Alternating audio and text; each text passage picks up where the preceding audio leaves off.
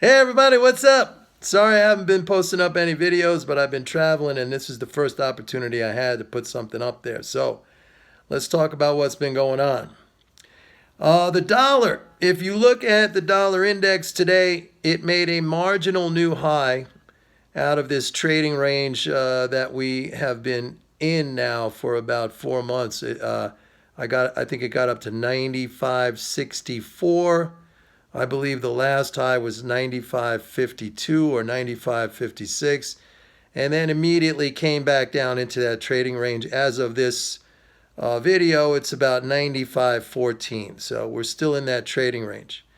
That's not to say that some currencies, individual currencies, have not sort of broken out in a way or broken down to new lows. Just yesterday, Japanese yen. Okay. But for the most part, they're all trading in the same ranges. You had some weakness in the British pound. I understand that because now, okay, first it was Brexit was a terrible idea and they pounded the British pound when that happened in 2016. And now, if Brexit does not happen, they're selling the British pound. So you could see the irrationality of the behavior, and that's how come you have to stick with really the policies and the fundamentals. The pound is over time, it's going to appreciate. Britain, it wants to run balanced budgets. It still is under a sort of austerity. And most importantly, the Bank of England, they're very, very slow on their rate hike program. So that's all bullish for the pound. All right. Let's talk about the so-called trade war because that is really the driver behind everything. All right. And there are many different facets to this discussion. First of all, the simple question: what is a trade war? I mean, I'm stating that very seriously. Like, what is a trade war? And the answer to that is a made up term. Okay, that's a media term. And really, what a trade war is just a realignment of economies, depending on what countries are involved. And the reason why this has all been initiated by Trump is because he understands that United States economy, for a long time when these trade deals were made, it cost jobs and it cost the loss of American manufacturing and capacity utilization. I've said this before that the United States only operates at 78% of its industrial capacity. Now, I use the analogy: if you were an athlete and you performed at 78% of your potential on purpose, you wouldn't win any races, you wouldn't win any games. There are very few athletes that I can think of who would intentionally perform at 78% of their ability. Same goes for a business. If you were the manager, the CEO of a business, and you ran that business at 78% of its productive capacity, you'd most likely lose your job. You'd get fired. All right. So Trump understands this, and the tariffs are a way to incentivize or bring production back to the United States. If you go back to the 50s, the 60s, and most of the 70s, industrial capacity use in the United States of America was up around almost 90%. All right, if you get above 90 and into the mid or high 90s, you could have problems because things could start breaking down. But to run at 78% for as long as we have been doing, that is just not a very efficient way to run the economy. All right. So what happens under a tariff, and there's no doubt that tariffs have effect, but it's basically a pricing effect. Okay, when you impose a tariff, you could call it a tax, all right, but it is not. It is a tax where prices are increased. So what happens? Let's take an example. Let's take the case of soybeans, where the United States is an enormous producer of soybeans. We produce way more than what we consume here domestically. So in the case of agriculture and soybean production, it is wise to seek external markets because we could easily satiate demand here in the United States. So obviously China, being the second largest economy, very, very large importer, farmers export to China. Now what happens? So China imposes a tariff on U.S. soybeans. So now all the speculators and everybody are selling soybeans because they're saying we're going to lose the export market. Well, okay, let's follow through on the logic. Who is the next largest exporter or producer of soybeans? It's Brazil. All right. So Brazil sees that China raised the price on U.S. soybeans. So what is Brazil going to do? Is it going to say, let's say the price of U.S. soybeans going into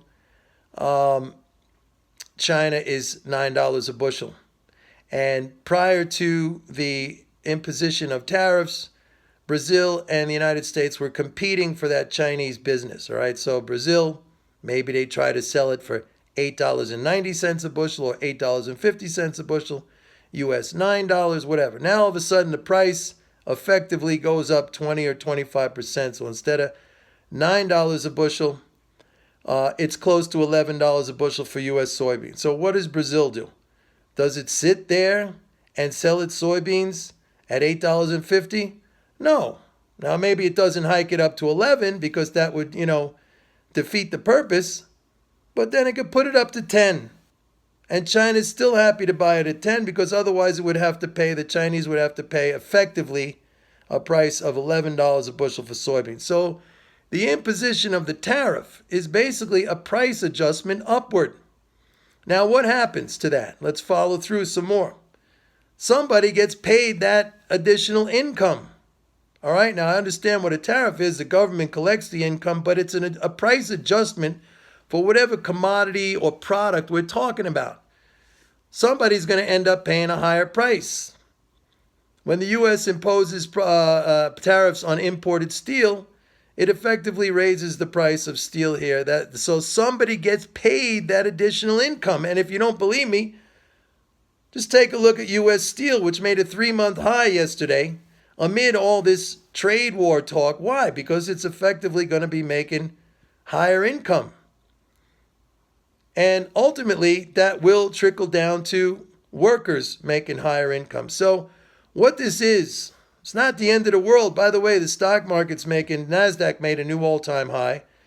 Dow Jones is within 2% of its all-time high. Same with the S&P. So this hysteria of selling everything because you think that there's going to be some global collapse is absolutely ridiculous. It's just not going to happen. Banks are lending. As a matter of fact, that lending is accelerating. Unemployment is near, 40, 50-year lows. We just saw a strong, the last report was very strong. So all this is going on. Corporate profits are good. All this is going on right now. So basically what you have in this supposed trade war is a global price adjustment because you're dealing with the two largest economies here. So it's price setting higher. Somebody gets paid that additional income. Somebody earns it. Okay, it doesn't fly out into outer space. So it is not the end of the world. It is certainly not the collapse. A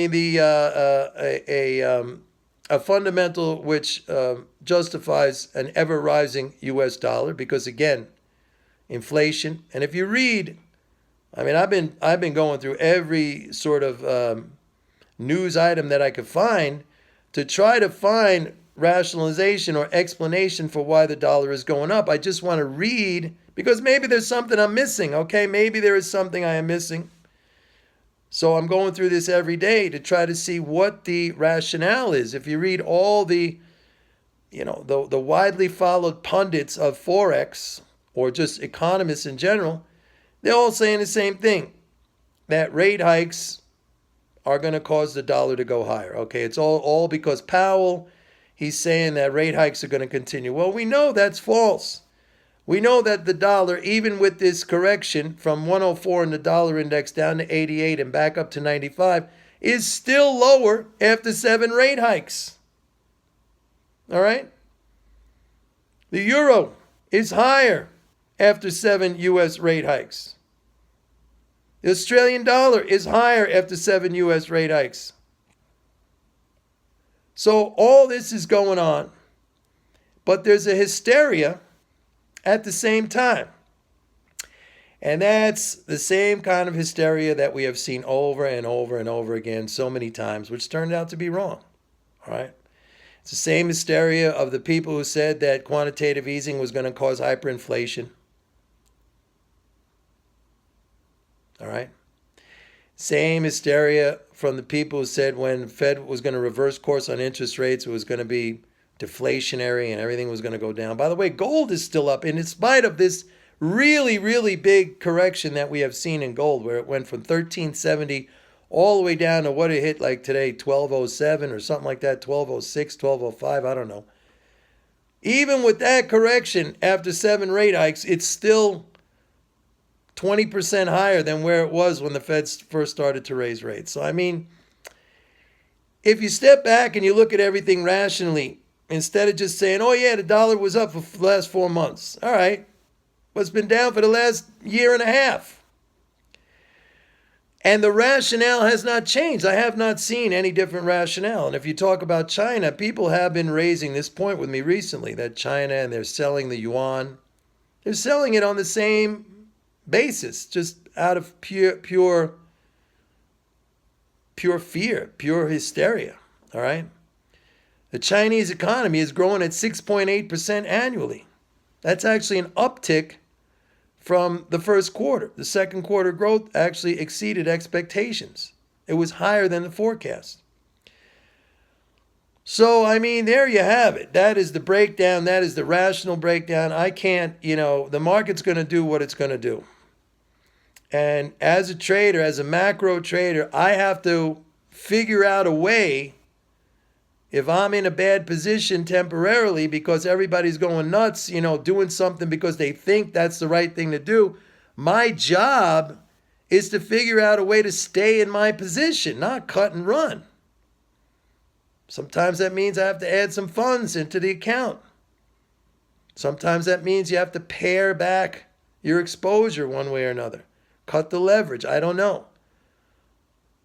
But you cannot just jump in with everybody when there is not a rational reason to do so, just because the price is going up. I mean, the market's going to do what it's going to do in the short term. And yes, 4 months for me, that's a short-term deal. Basically been short the dollar since the end of 2016. So, I mean, where was dollar yen? It was at 121. And even with this correction to 113, 112 today, I'm still way in the money. But yes, there are positions that I have on which are hurting me right now, but I don't cut and run. You can't. You absolutely can't. So everybody, have your fun for now with your comments and everything else like that. It's not, whatever you say, it's people who really, they're having their fun at the moment. You don't understand. You won't understand. But that's the way it is. That's the way it goes. And I can give you so many stories like this, not about me, not even about traders, just about people, billionaires, people who really, really made it. All right? And what they do during times of adversity when whatever, their business, their trades, their whatever, are testing them emotionally, mentally, whatever, even testing them financially. What do? They all do the same thing, all right? And I've worked with, when I was a NYMEX trader and I was doing business for oil companies on the floor, they protected their position. And it's not necessarily about having deep pockets. I talked about this in a prior email. Everybody's finances are limited. Nobody's finances are unlimited. But it's about the management of the position and the management of your emotions. So that's it. That's the rational explanation. This will all work out. We'll see how it is. We'll be revisiting this, I'm sure, down the road over and over and over. Have a great day. Bye-bye.